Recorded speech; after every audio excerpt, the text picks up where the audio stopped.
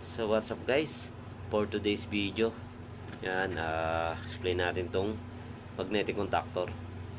So ang tawag dito guys is magnetic contactor. Saan nga ba ito ginagamit? Yun, explain natin. Share ko lang sa inyo yung nalalaman ko about dito kasi experience lang din sa akin ang nakuha ko, kaya ako natuto sa ganito. Yan, ang hawak ko ay isang magnetic contactor. Saan nga ba ito ginagamit? Yan, sa motor control.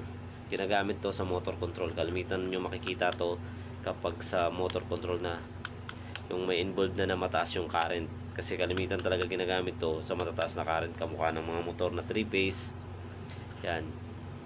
Tapos, yan, ang coil niya is yun, 220. 220 yung coil niya. Sinusuplayan to kasi ito yung nagsiswitch para pumasok yun dito, yung voltahe. Yan. Kung papansin nyo guys, dito line 1, line 2, line 3. Tapos, kapag nag-engage to, yan, lalabas na dito once na switch mo. Tapos, paano nga ba siya isi-switch? Saan nga ba itatap? Yan. Ito yung coil niya guys, kung tawagin ay coil. As ang makikita nyo marking dyan lagi is A1, A2. Yan. Pag ganyan yung marking A1, A2, yan, coil yan. Sa mga kagaya ko na hindi sa electrician, sigurado basic na to sa inyo. Yan, pero share ko pa rin para kahit yung mga kagaya nating baguhan may matutunan din. So yan, once na sinuplayan mo yan guys, mag-engage yan dito. Yan, tapos ito yung auxiliary contact nya, normally close, normally open. So once na sinuplayan mo yan, nag-engage yan, dapat yung normally close na yan mag-open, tapos yung normally open mag-close. So yun guys. Tapos ito yung napaka-importante, yung mga magnetic contactor is may mga specific to kung ilang current lang ang kaya niyang dalhin. So yan, meron naman siyang marking dito sa gilid. Yan, ito brand niya Schneider. Itong hawak ko guys is 32 amperes. Yan, 32 amperes siya. Tapos yan din nakalagay dito yung ilang kilowatt ng motor ang kaya niyang dalhin, depende dun sa isusupply mong voltahe. Ayan, nakalagay yun. May 220, may 440. So yun guys, eto bali, ito guys, meron tong spring sa loob, nababaklas to. Yan, pag tinanggal mo, may makikita kay spring ngayon, kaya yan, naglala na, kaya maganda yung smooth yung ano niyan, yung palo nya.